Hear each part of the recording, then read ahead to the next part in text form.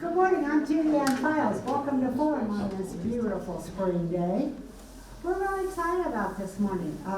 I guess when I was on council, because I had that opportunity to always talk to Jim Scheid and say, what is it that I can recycle? What should I not be recycling? Those have just been questions in the back of my head. So this morning we have brought together this panel who's going to talk to you. I lost her. There she is. Including Lesley Hallenborg. She's the main lady guru for Montrose Recycles. We'll have Jim Scheid from the City of Montrose. He's Public Works Director. Velarde, who is the team leader for trash and recycling. And Gary Fox, who Ralph and I have known forever. Gary owns and operates Recla metals. And I want you to find out what a tremendous asset it is to our community to have Recla metals. So these people will take it on. I think it's possible that if you have a question about something particular, if the speaker who's currently speaking is not addressing it, maybe the next one will. So we appreciate if you'll hold your questions until the end, and then they'll all four be available to answer questions. Okay, so Abel, you're up first.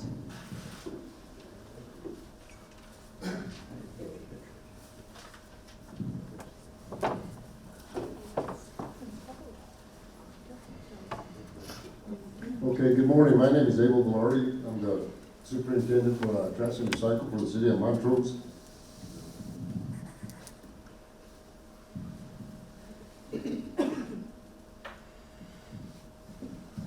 Okay, we're going to start off with the history of recycling in the city of Montrose. When recycling started in Montrose, it started in 2010 and went through 2011. At that time, we had a 3-man crew, and we did it with 3 men, a truck, and a trailer. At that time, we had plastic bins that went out to the residents. You all probably remember that. We would go down the alleys and up the streets with that truck right there in that trailer. And at that, we would sort the material in those trailers. The cardboard would be in the back of the truck. And then we would take it down to the recycle center, which at that time was located on the bypass. It was owned by Cornerstone. And then it stopped. During the time that it stopped till the time it came back, which was in 2013, the city took a survey to see who wanted to recycle. And everybody wanted to recycle at that time. But then they also asked who wanted to pay for it. And nobody wanted to pay for it. So then in 2013, they started back up. At that time, we decided we were going to take 96 gallons, these containers right here. We took them out to residents, and then we're using an automated trash truck, which was dedicated directly for recycling. And now we do it that way.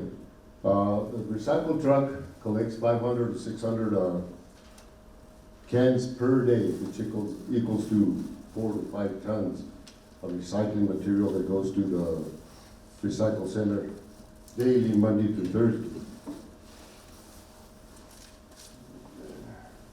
After it's taken over to the recycle center, at our recycle center, which now we deal with waste management, it is billed in bills like this. From there, from the recycle center, after it is billed, it is transferred to our MRF, which is a material recovery facility in Denver, and there it is sorted, and then it is sold.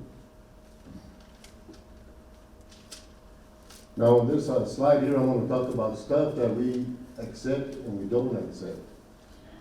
We accept plastics 1 through 5 and number 6.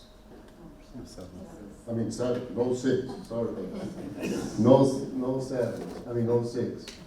We also take cardboard, paperboard, paper, and metals. When we're talking about metals, we're talking about aluminum cans and metal cans. We're not talking about tire rims and stuff like that. Number one, they don't fit in the bin. And then the things that we keep out of the bins are on this other side, which is glass, liquids, green waste, dirty recyclables, plastic bags, styrofoam, plastic items, anything that's the waxy stuff on the cardboard, batteries, electronic waste. But I'm gonna go up here to glass, and I'm gonna talk a little bit about glass. Glass is accepted at the recycle center, which is run by Waste Management. We do not take it for a couple of reasons. The way they bail it in a bale, so we can't ship it that way, and our trucks, it'll break in the trucks. But if you take it to the waste treatment, the recycle center, they'll take it there. They got a bin there, you can take it there, they'll recycle it. From there, the glass, when they get it, goes to Grand Junction. They're already stockpiled. After a while, they ship it to Denver, and it goes to this company called Rocky Mountain Glass. There they recycle. The breweries, pours, and all those people buy it, and then the rest is sold. So I wanted to touch on that, because glass is recyclable at the recycle center. And then batteries, I want to talk a little bit about batteries. At the city shop, we accept batteries, the household batteries, and we also take fluorescent light bulbs. But you gotta make an appointment and bring them into the shop. And there is a cost for that. The batteries are free, the fluorescent lamps we charge. But we just bought a brand new bulb heater, which eats these bulbs. And eventually, we're not gonna charge, hopefully. We're working on not charging for the bulbs. As far as waste, green waste, this is a big topic for us. We don't take green waste at the city shop, but we have 3 places where you can take your green waste. You can take your green waste to the landfill. You can take it, 3XM will take it. Beaver Lakes Nursery will also take it. But there again, there is a charge for that.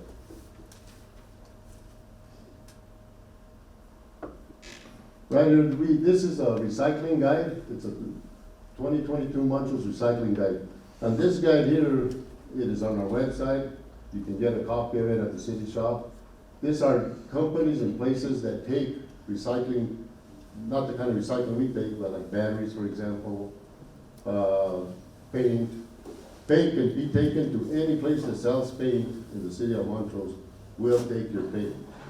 We only take it when we hold our hazardous material event, which is every other year. But this is accessible to you guys, and we got there, for example, we got Recla metals on there, where you can take your motor oil, where you can take your gasoline, and they'll tell you exactly where you guys can take what we don't take.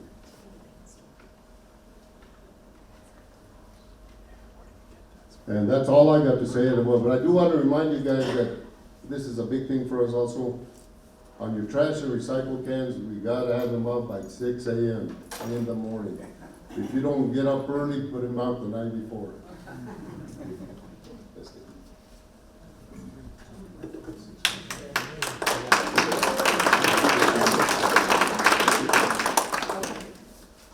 Well, good morning, everyone. My name is Lesley Hallenborg. I am the chairperson for Montrose Recycles. I see quite a few of my members here. Let me just tell you a little bit about what we do. We're a lot of retired teachers, and we work with the city. Sadly, we haven't convened for a couple of years for obvious reasons. But in the past, like Abel was talking about the recycled cans that go out, you cannot believe how much stuff people put in there that shouldn't be. And so we try to go ahead of the truck and pull out the plastic bags, the styrofoam, you name it, it's in there. I don't know if people don't understand or can't read or don't care, but it's not that hard to recycle, especially with the city, because it's all single stream. Everything goes in one container. So that's one of the things we do. Another thing, I just finished with the 3rd grade. It's in their curriculum, and we do a recycle presentation. That's where I got my little sticker here from yesterday. So we try to teach the little kids the 3 R's: reduce, reuse, recycle being the last thing, and refuse. And there's many other R's that we talk about. Another thing we do is work with the concerts in the summer. Again, there are bins put out, and for whatever reason, people just can't quite differentiate between the brown bin for garbage and the green bin for recycling. So Janet especially and Nancy are famous for digging out all the stuff that shouldn't be in there. Because the thing about recycling, when in doubt, throw it out. You think, oh, I'm being so green because I'm recycling, but if you're putting contaminated materials in there, more than 10%, and I think probably Jim will address that, then it's a whole problem. So if you live in the county, which many of us do, you have a couple of alternatives. If you are able to get to the waste management site on 6450 Road, they take a whole array of things. The only problem there is it has to be separated. You can't commingle all your paper and plastics and so forth. So you separate out your glass, you separate out your plastic, aluminum, tin cans can go together, and then paper as well has to be in separate bins.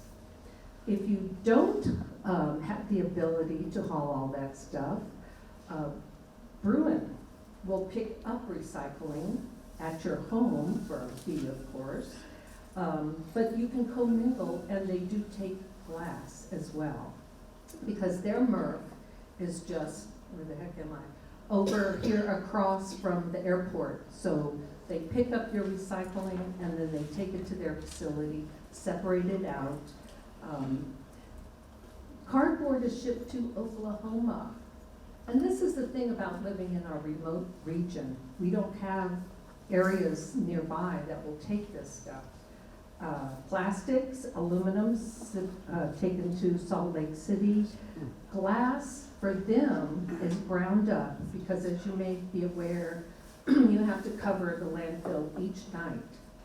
So they grind up the glass, and their landfill is over in the West End, and cover it with glass or dirt, whichever is available, I suppose.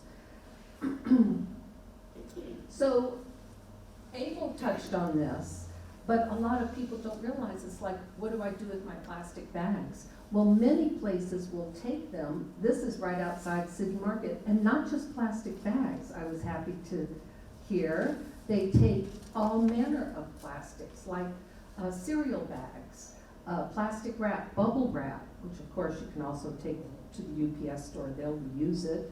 The resealable zipper bags, like you get cheese or whatever in. Again, it has to be clean, you know, don't take something that still has food materials in it. So as that is an excellent guide that the city puts out, all the places that you can take these things. Because a lot of times you're like, what do I do with this stuff? Like batteries, I just learned the city takes them. So I've got a whole bag of batteries for Abel after this.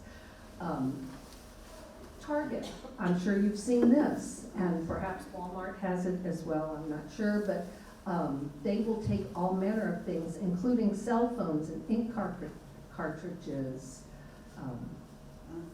In New York, you have to pay if you use a plastic bag, and so many people bring their own and get, remember when City Market used to give us 5 cents when we bring our own bag? I wish they would bring that back. Now, I believe next year or 2024, 23, corrected, plastic single-use bags will be outlawed, as well as polystyrene. But my question is, look in that garbage bag over there, or the garbage can. It's a plastic bag. So are those going to be gone? I mean, we still need single-use plastics. I just don't understand why we're not coming up with biodegradable, compostable plastics. Hopefully we'll get there, rather than using plastic made from petroleum. Just a real quick aside while I'm thinking about it. I started an environmental club at the high school, and we had a campaign for Sun Chips to bring back, or Frito-Lay. Remember in 2010 they had the compostable bags? I don't know if anybody remembers that, but people complained they were so loud, they caved to that, and now they're made from petroleum again. It's like, no, we've got to get to compostable, single-use plastics. But that's my thing. So a lot of places like, this is Doubletree, they will have separated out recyclables on one end, rubbish on the other. Now, The question is, do they actually recycle? We can only hope, if people do the right thing and don't contaminate their recycling. Like at the airport, I was instrumental in getting recycling at the airport, but it's a mess because people come off the plane and they don't, I don't want to get into that, I'll use up my 10 minutes and then some. It's so easy to recycle, but you've got to do it correctly, or it creates a whole nother set of problems for Abel and his team, which you're going to find out about. This is the Environmental Club. We have a rally today at 3 o'clock on the corner. It was going to be Earth Day on Friday, but if you recall, it was like a little taste of winter again. So we're doing it this afternoon at 3. I've really encouraged, I've got not as many as I'd like, but half a dozen young people at the high school that are really excited about preserving the environment, because face it, it's their future to inherit. And we also adopted a road in front of Johnson School. I do not know who keeps throwing out empty vodka bottles, but there's about 20 of them right now. So we'll be picking those up this afternoon. I think we're okay for the weather today. And that's it. I do want to mention one other thing. Green waste, not like tree limbs and so forth, but your organic materials that you just have in your kitchen, your coffee grounds, your tea bags, your peelings, eggshells. It's so easy to compost all that. And then you just get the best possible dirt. And if you had red wiggler worms, they will take all that stuff in a day and turn it into just the most desirable dirt for your garden.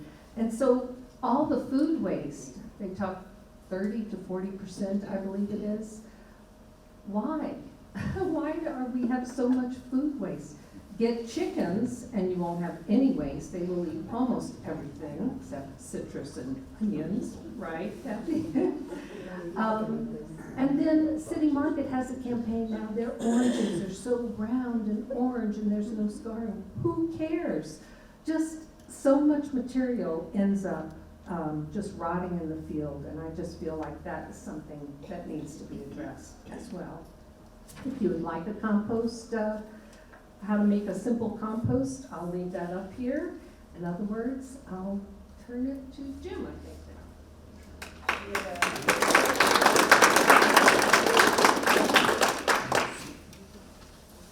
Thank you and good morning. I'm Jim Scheid, Public Works Manager, and trash recycle is one of our divisions. And so for us, trash and recycle is combined in one division. We do a single stream recycling collection, which I'll explain more, but so on your utility bill you see a single fee for trash recycle. It's one division, but it doesn't mean that recycling is free. It just means that there's no additional fee for it. And so I'll explain some of the costs associated with recycling today, but as you see it on your bill, it may not be clear that there's a separate fee for recycling, because there's not. They are combined in one, and that's, like Abel spoke about the startup of the recycling division, or the recycling portion of trash recycle. It was not, there was no additional fee implemented at that time. It was just added to our trash and recycling division. So I've got quite a bit of data. I'm a little bit of a data nerd. I like graphs and charts, and so I'll show you a few of those today. But really, they help us plan for the future, right? What's been happening, what's going to happen, and help us stay ahead of community needs when it comes to growth or other things. So one example of that is ordering a new trash truck. So it's something that as we grow and we have more pickups to do, at some point we need to expand and add a trash truck. Well, right now, and over the last several years, it's been very difficult to get one. And actually, we have one on order now. We have no idea when it will be here. We are planning on at least 2 to 3 years before that truck shows up. So that makes it very difficult to plan out what we're going to need for our community in 3 years from now. how many trash pickups are we gonna need 3 years from today? You know, that's a wild guess. So it's very difficult to stay ahead of these things, but that's why we do a lot of this data tracking. So this one is not real dramatic, but the point is that we've seen a pretty flat increase in growth for trash recycle customers over the last several years. So about a 5% increase each year, fairly consistently since 2018. And this is total customers. So again, this is trash and recycle customers combined, but about 55% of our customers also have recycle. That seems like a low number, but it's because we have commercial and residential customers, and only the residential customers have the recycle portion. So that's why the 55 sounds a little bit low. But it's been fairly consistent, and that's what we look for, and trying to anticipate what's going to be coming in the next 3 to 5 years is our amount of growth when it comes to number of pickups and the amount of volume that we're taking to the landfill or to the recycle center. So this is the trend line for tons of recyclable material taken to the recycle center. So you can see in 2018, there was actually a pretty steep decline in recycled material collected. And there's a lot of speculation about why that is. One thing I know that changed in 2018 is we had a huge amount of contamination in our recycle stream at that time. And I'll show later on a couple of slides later, we get charges for that. So we have over 10% contamination in our recycle stream. We get significant fees from Waste Management for that, because obviously they have to separate it and then dispose of it. And so there's a large fee passed on to the city in that case. So in 2018, we recognized that we had large contamination in our stream, and just on our operational side, we stopped picking it up. If there was contamination in your bin, we didn't pick it up, and it was because that meant a large fee towards all the customers. So if you've seen the orange tag in your bin or it wasn't collected, that's probably why. There was something in it that was not recyclable, and it was not collected. So you can see that in that 1 year span, there was quite a decline in the amount of material that we collected.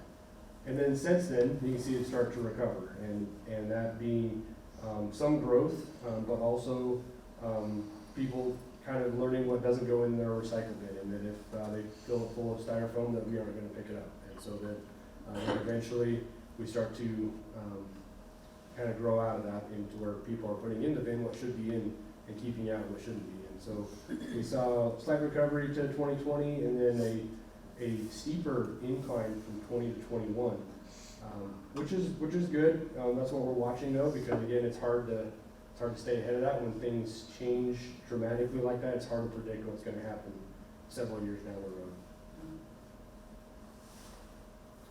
So the costs associated with recycling, I was asked to kind of explain what recycling costs. So a tipping fee is the first step, and that's a lot like the landfill. So at the landfill, you pay a tipping fee when you come in the gate. When we go to the recycle center, we pay a tipping fee. It's to pay for their operation, obviously, in baling and shipping the material out. But we pay a $95 per ton tipping fee, and then we also get a rebate back ultimately from Waste Management for the value of the recycled materials. And that's based on the market. The commodity values of recycled materials vary drastically. I have a slide to kind of show and explain more on how that works. But overall, it can range, over the last 5 years, we've seen a big change, anywhere from a positive $65 that we would get in a rebate all the way to a negative $45, meaning that the recycled material at that time was not worth anything, that nobody was processing those materials. So, and then the average ends up over the last 5 years right about zero. But we're seeing right now that value of the commodity values are very high right now, and they look to be a little more stable. Hopefully they'll stay well above zero for the future.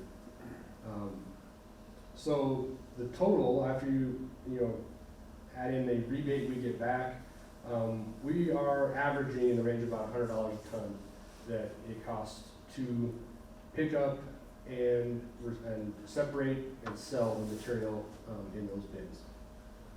And we process about 900 tons of recyclable material each year right now. And with that increase that we see, that was about an 8% increase last year. We expect this to continue to go up, probably reaching 1,000 tons a year probably this year.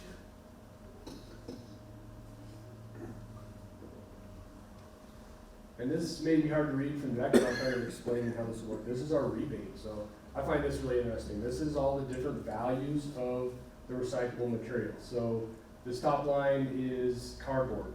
And what this is saying is that the price per ton on this month for cardboard was $165 a ton. 25% of our recycle stream was cardboard. And so we get a rebate back. So this 42 represents how many dollars we would be paid back for cardboard on that month. And it's all depending on how much our recycled stream has in it. So cardboard is 25%, mixed paper was 39%. These plastics are number ones, number twos. It's the HDPE and the PET. Those actually have a really high value. So an HDPE is $480 a ton. That is this. So a number two plastic, which is like a milk jug, anything that's usually not clear, it's kind of got a haze to it. This is a number two. Very valuable in the recyclable market at $480 a ton. In our case, it was only 3% of our recycle stream. So we got a very low rebate for that. But if we were to have 50% of our stream would be this material, we would have a much higher rebate. Same with number ones, which is this. Usually these are clear. Again, a very high material in the recycle world as far as being able to be reused. And it is very valuable. Again, almost $500 a ton in this. And this was January of this year. Actually, I just got the report for March yesterday, and the values on plastics has gone up quite a bit. I think it was in the $700 range for ones and twos for the month of March. So, but they do vary drastically, kind of depending on lots of different world markets and things like that. Right now, they're very high. A year ago, or a little over a year ago, they were very low. Most of these were negative. Things like steel and tin, which we have very, very little of, those are a little less valuable actually than the plastic. Aluminum is one that right now is very high. So on here it's $1,800 a ton, and I know that's even gone up quite a bit in the last few months. But if we were to go pick up recycle bins, they had nothing but aluminum cans in them, we would have an $1,800 rebate back from Waste Management for that process. So in our case, though, aluminum is only about 3% as well. The next one is plastics 3 through 7. So that's basically everything other than these big, heavy, thick plastics. That's things like this, like cups, bowls, and they have the recycle triangle on the bottom. They are recyclable. And the problem with these is that the markets for those vary even more. So there may be one user, possibly even in the world, that uses these things, and when they do, the market is paying for them. But right now, that is actually negative. So it's a negative $34 a ton for this material right now. So as we process those and bring them all the way to Denver, we're actually paying a fee for bringing these in. And it's because there's nobody processing them right now. Nobody can be using them. So they get stockpiled, and then ultimately, maybe years down the road, they do get used in a way depending on when that market is needed. So right now, 3 through 7s are not doing well, and it's been pretty consistent for the last couple of years. And it, again, depends on when somebody starts actually making something out of them. And then glass as well is on there, but that's a negative. So if they find glass in our recycle stream, we get charged for that. And then residue is that contamination I was talking about. So right now it's at 9.4%. That's a number we watch closely. That's very high. It's averaged over a couple different audits that are done. But if that goes over 10%, lower in the chart down here, we would end up seeing an additional fee for contamination. So that's obviously what we try to avoid, because that cuts right out of our rebate. What we would get back, and in this case, this month, we would have gotten, we did get $42 per ton back as a rebate for that material that was recycled. And if there's a contamination fee, it just obviously cuts into that, comes right out of each ton is charged a certain fee.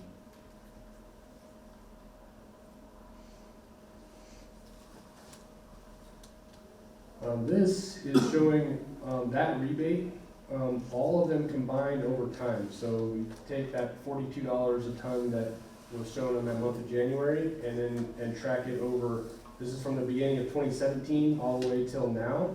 That's that total value of that recycle stream in a rebate. So this is just what we get back, and you can see that 2017 up to about 2018 it was positive.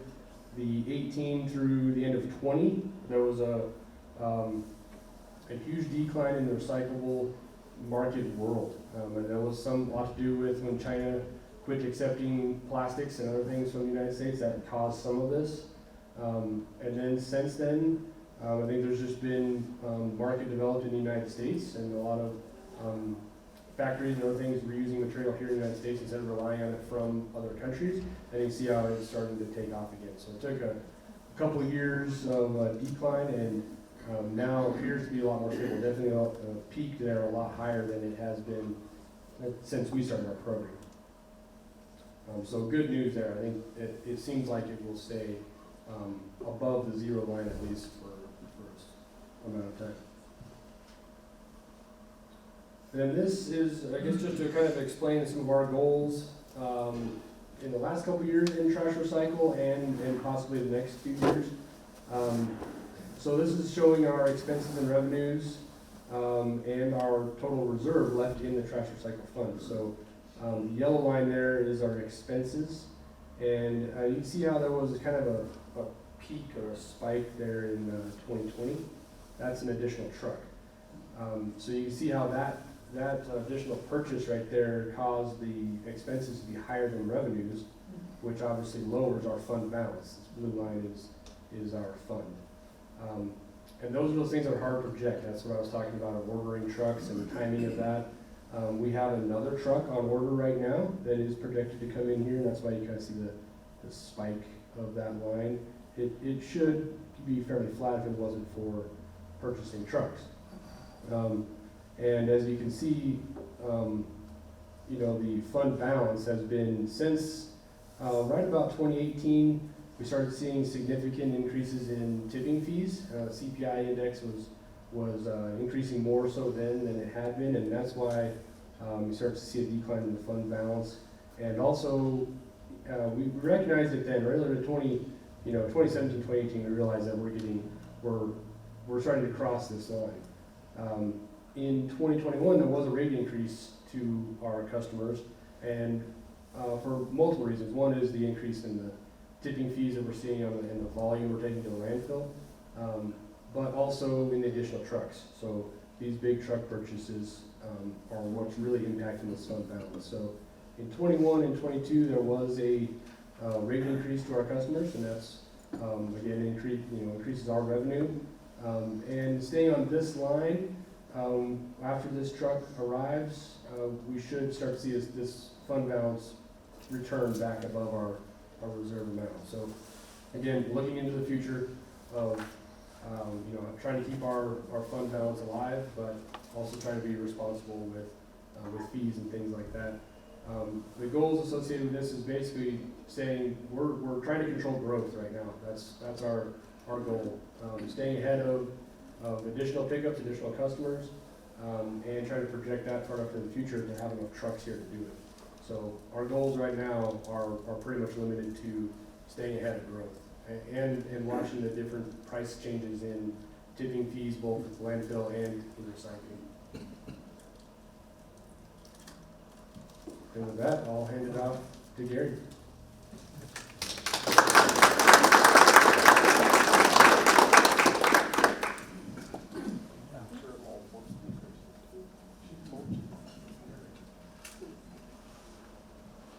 Hello, folks. My name is Gary Folks. I'm a partial Better? Yeah, I'd like to thank Judy Ann and you folks for inviting me here to do a little conversation about the ferrous and non-ferrous recycling industry that I'm very familiar with. Basically, Recla Metals does two things. They recycle all of ferrous and non-ferrous metals. Ferrous metals meaning specifically, pretty much, as you probably well know, magnetic, and non-ferrous is non-magnetic. Basically, we do scenarios on the gathering scenario type of thing. We do three things to gather up material. You guys bring it in, and what we call a gathering accumulation. So, general public or containers, that type of thing, comes in the yard. We gather the material up. We sort the material out and take it into a homogeneous. We prepare it. We do what we need to do in order to package it. We package it, and then we market it. That's what happens to all the ferrous and non-ferrous metals that goes through the yard. Basically, ferrous metals, the materials that we would like to find here would be automobiles, white goods, wash machines, all the things that you folks deal with. By the way, there's a statistic for every 10,000 people, this is an Israeli statistic, for every 10,000 people in the community, there's 1,000 tons of this type of material produced annually. Okay, so you may not think you're part of the stream, but you are. You're part of that picture. Okay, the ferrous scrap in our world would be like automobiles, all those things that you would see, tables, chairs, any things with ferrous material in, including the odd D8 dozer if you haven't had one of those. Non-ferrous would be the coppers, brasses, aluminums, all that material. And without going into the details of that material, you folks that bring that stuff in are well aware of what the value of that is worth doing. Batteries, for example. We buy and procure what is referred to as rechargeable batteries. That means lead acid batteries, lithium ion, all of the things that can recharge. With batteries that are not rechargeable, the alkalins, batteries that you put in flashlights, the hearing aid batteries, all those things are same things that that market needs to be developed before we can get involved with. And we don't. They're on a disposable product in our world. E-scrap, computer bases, all that type of thing. We cannot take a monitor. A monitor has too much contamination in it to put in our recycling facility. But all the e-scrap, your computers, laptops, all of that sort of thing is part of the picture. Let's do a little bit about what ISRI says that is the energy saved on recycling. And the statistics I'm going to give you basically is energy saved per pound, per ton, per unit. So basically energy saved on the recycling industry for aluminum across the board is 85%. So if you recycle aluminum, whatever it is, it's going to save 85% of the energy to remelt that recycled material versus what it would cost to produce it out of bauxite ore. And if you take aluminum cans, for example, like John was talking about cans, we go to a lot of cans, but that is 95%. So 95% savings that you're going to receive, the country receives as a benefit if you recycle aluminum cans versus having to produce that aluminum can stock from bauxite ore. That's pretty significant.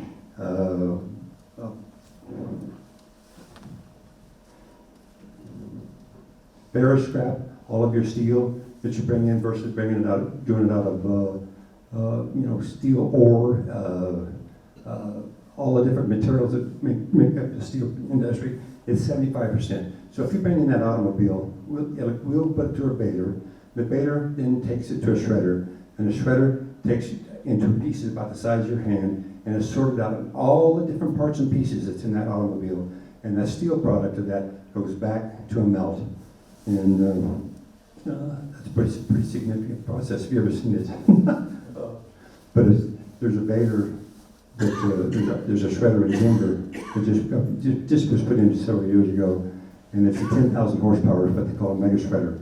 It'll shred a car in about 4 seconds. It'll take all that automobile and put it in pieces the size of your hand in 4 seconds. Pretty amazing. Okay, let's talk a little bit about the recovery rates and stuff on material.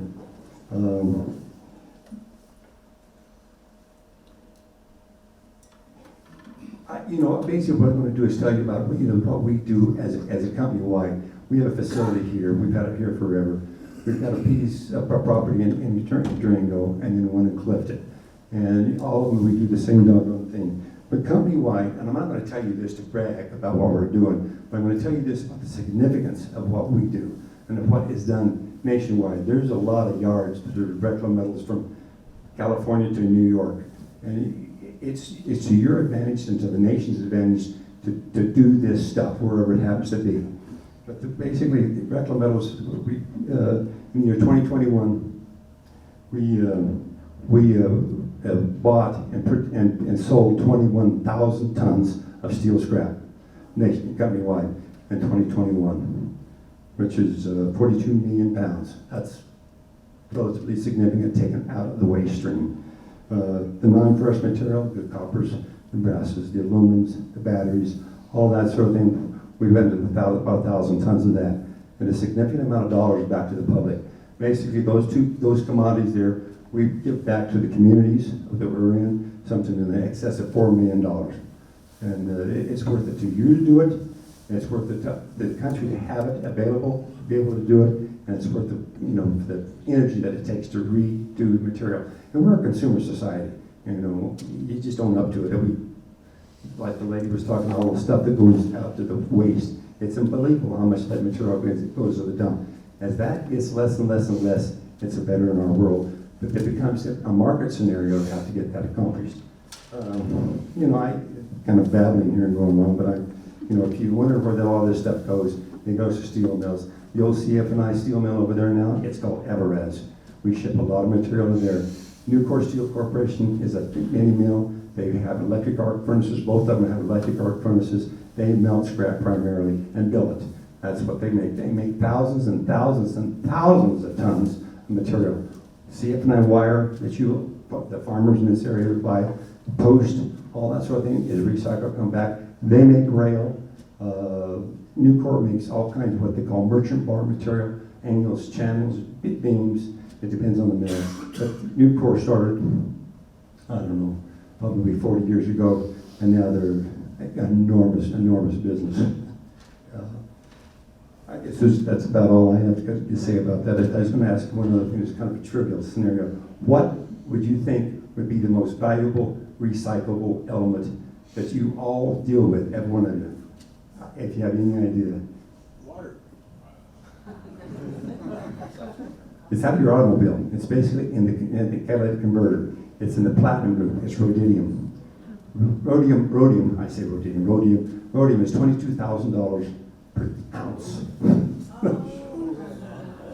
Yeah, there's not very much rhodium in your converter, but it's basically associated with the platinum group, and that platinum group has rhodium, palladium, platinum, iridium, all those different things. It's in the converter, and it's an item that's in that converter that makes that system work. It's a very good system, but they need to be recycled. They surely do. So that's how it works. Hearing on the news, people that are having their catalytic converters stolen out of their cars. Yeah, that's a problem. There's people having catalytic converters stolen out of cars by virtue of what those things are valued at. A typical catalytic converter is going to be anywhere from $50 to $250 as far as the value is. There's an issue with that. We have to keep a record of the converters we have, and we buy them, we store them, and if there's any problem with them, which we basically haven't had any problem with it here. I think in Denver and some of the larger municipalities and stuff like that, there's a lot of guys come by, unscrupulous characters that take a saw and they're going to chop that off and then take it in and scrap. Yes, There ma'am. was a business that did that very thing, high-tech metal refiners, if you recall, they were in the news quite a bit for. So they simply took those kind of things They that, bought catalytic converters all over the country and took out the platinum, palladium. Mm-hmm. Yeah. Yep. well, Gary, thank you. Thank you. Appreciate it. Thank you.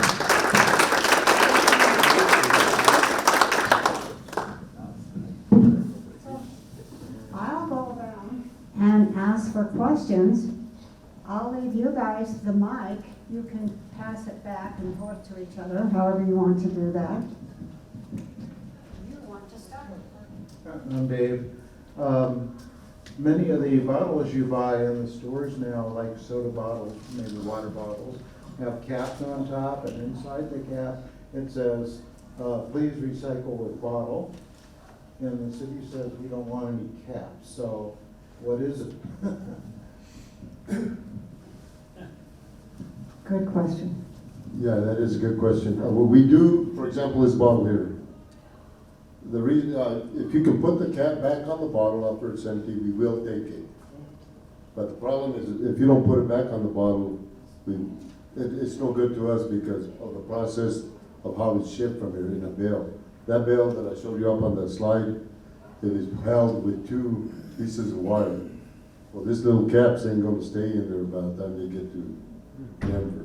So if you put them back on your bottle, and then we will take it. And the other kind of bottle that there's the white cap on top, do they need to be discarded or recycled? You can do the same thing with those. Thank you. Mhm.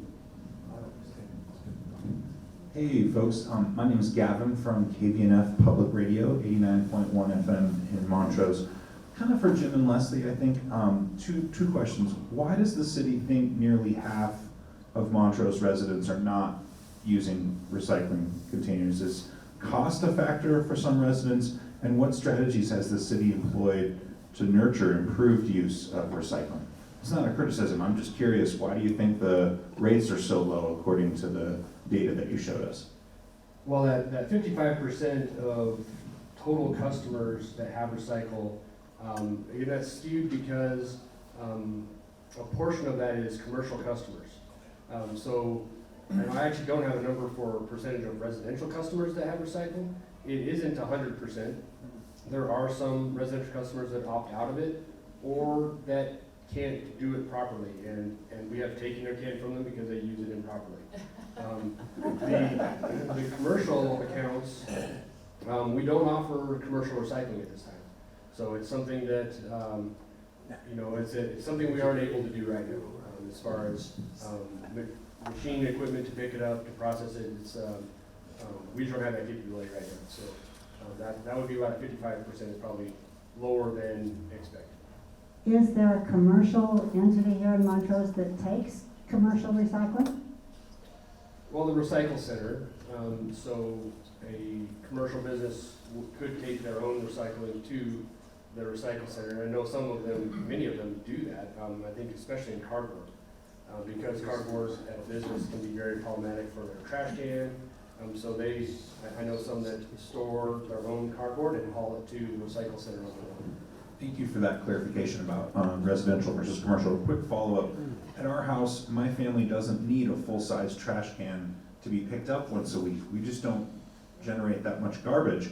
We do need the one full recycling container every 2 weeks. We generate, enough trash and recycling for an every other week at the current size. I get that it may not be feasible to change. Could you just explain why operationally we can't have either a smaller trash can or pay for every other week trash pickup instead? Again, not a critique, just curious to understand why. Just efficiency of operation, I would say, is probably the main point of that. We have 8,000 customers. Many of them have multiple cans, multiple pickups per week. So to separate that out into different categories of this house only gets this day, this week, and to separate that operationally would be just inefficient for us. Am I correct that I, as a city user, could have 2 city trash cans Yeah. if I chose to do that? Yeah. You pay You an can extra have- fee. Yeah, exactly. If you, or even recycle bins, if you're utilizing more than you have, you can get an extra bin just by simply calling Abel here, and he can bring out an additional trash or recycle bin. But we can't pay less for a smaller trash can or fewer pickups. Correct. Just because I think it's really interesting, tell us what each one of those recycling and trash bins cost.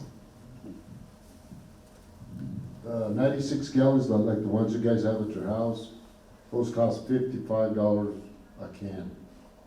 And right now, we're replacing a lot of those. We pick a neighborhood every year because we try to get all the same kind of cans. If you notice, we got different kinds of cans, less inventory for us. But we used to charge the customers every time we replaced the can. $55. Now we're swapping some of those for no cost at all. As far as getting a smaller can, we gotta stick with those size of cans, because if you get one smaller, our trucks, the arms of our trucks will not pick them up. So Jim, what does that new recycling truck gonna cost? It's just under 300,000, so, yeah, 280, 290, somewhere there. It's a sizable chunk of the budget. It is. I have just a quick question. What counts as, I just forgot the word. Contamination. Is it just food or is it soaps and shampoos and stuff like that? It's everything that's not recyclable. So, if you were to have a, piece of plastic like this and it was covered in food, let's say, this entire thing is contamination, all of it. It cannot be recycled, so it does not count as what would be in the recycle stream. So if there were plastic bags, any other material, styrofoam that's not recyclable, that's contamination. You end up spending more water to get soap out of a bottle than it's worth recycling the bottle. So how about labels How about labels? on containers, is that? Yeah, labels can stay on. I think it's, if they come off, then there would be considered, trash or residue as part of the stream. But if they're, stuck on the bottle, they can stay. I remember you corrected me a couple of years ago, because I was saving like little paper price tags off of stuff and putting in recycling. And Jim informed me that, am I correct? If it's smaller than 4 inches, That's it right. falls out. Yep, a good rule of thumb is a 4-inch by 4-inch square. So if it's a piece of paper or even a piece of plastic for that matter, something that won't fall out of that bale is about 4 inches by 4 inches. So mixed paper is a big part of our recycle stream, 35%, and small paper squares would not be counted as recyclable material. They would be separated and actually count as contamination. And it's because they don't stay in that bale very well. So 4 inches is a good rule of thumb. I had a question about how do you control these bins? Are you looking in them all the time? We have a very good trash recycle operator. We have actually a couple now. One primary, he does nothing but pick up recycling. We have a second truck and driver that kind of assists on his busy days, but they're very good at looking in that can through the cameras on the truck as they're being lifted up. Or even when it's sitting on the curb, they may be able to see branches sticking out of the recycle can. But as they dump it into the truck, they have a kind of a split-second view inside the can before it actually dumps in the truck. And he's pretty good at watching when that lid opens and seeing what's in there through the camera and being able to identify that it's full of styrofoam or other items, and we can set it back down. What fuel is your new truck? Diesel. Diesel. Yeah. Not going electric yet? No, there are options for electric in the trash recycle world.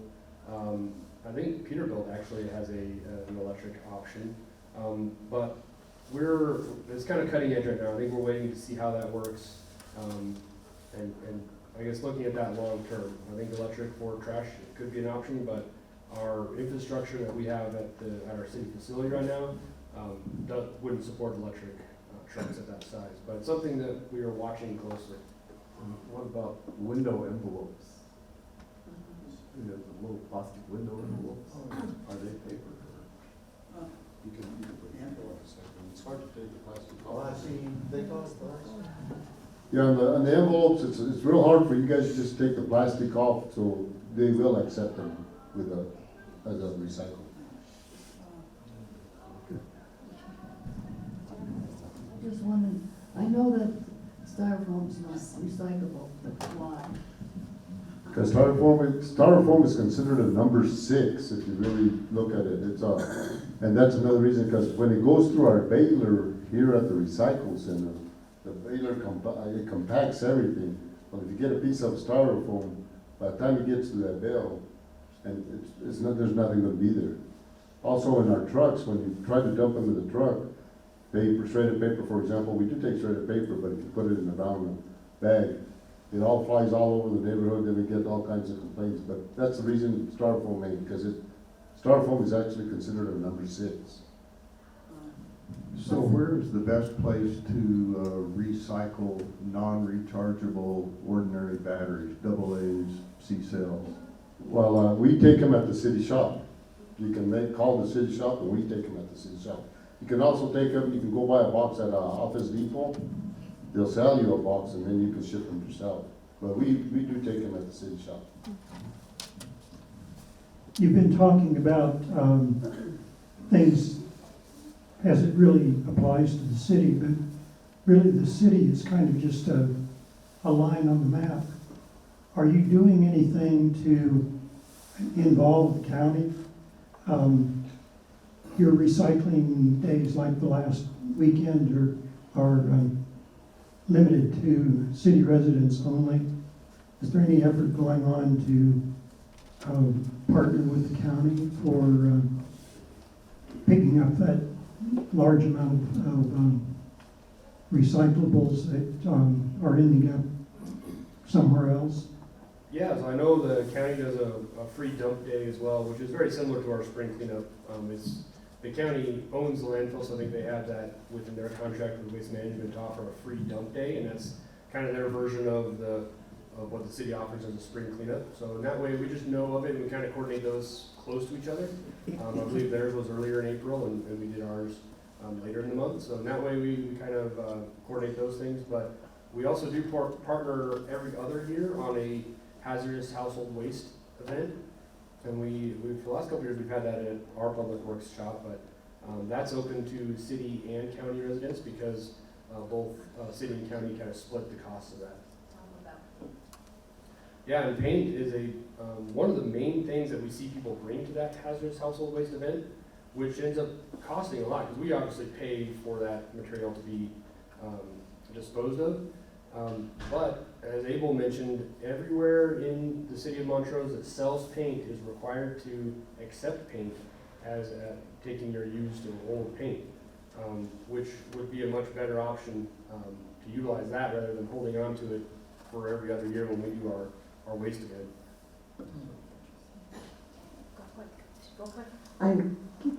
I used to work at the city's green recycling site on Park Avenue, and I was one of the monitors. I think we did a very good job of monitoring the site, educating the people who came in, keeping the trash out, and it was a pretty small budget item in the whole city budget. I would like to know if you are thinking at all of bringing that back with a monitor, because that's what you need. It's very important to me that the city does this. Yeah, so it's something we've looked at a lot. So the one issue with people abusing it, maybe dumping things they shouldn't dump, was a small part of the problem. That was it, but that's not really the only reason why we discontinued that service. Mainly the cost of that operation for us was extensive. And it's because our facility and our site is not set up to be a green waste processing site. So if you think of somewhere like 3XM, they are a composting and mulching facility. They are made for that, is what they do. We are not. So the amount of labor and equipment damage basically that it caused through our department to process green waste was extensive. And over years of time, it had more of an impact than you would pay at another facility to do that. So that's why the main reason would be because we are not a green waste processing facility. That's why we discontinued it. Now it is something we are looking at in the future. We are in the process of designing a new public works facility for the future, and there's no imminent plan for that in these coming years, but we're planning for that for the future. And that would be one of the options to include in that design, is that we would be able to process green waste material. So something we're looking at. Are chips still available to the public? Yes. Yeah, we still have chips on site, and just call us ahead of time, and if we have them, you can have them. Because it costs us to haul them off, so if anybody has a use or would like chips, we'll load you up. So I really am sorry to do this, but you look at the clock, it is 9. We promise you we'll be out here at 9. Plus, we have one of our new classes coming in this room, so we have to vacate. I'm sure these guys will stay around for a little while. If you have questions, please come up and ask them. So Phoebe, tell us, first of all, can we give them all a big hand for